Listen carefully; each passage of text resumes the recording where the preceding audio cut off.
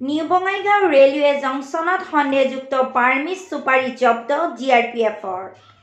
New Bongaigaon railway জংচনত এক অভিযান চলাই প্ৰায় ৩১ বস্তা সন্দেহযুক্ত বাৰ্মিজ চুপাৰী জব্দ কৰে জিআৰপিএফে।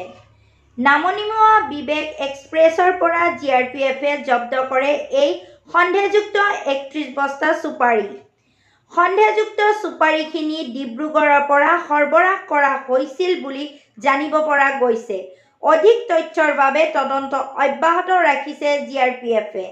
News desk Bijni first 24।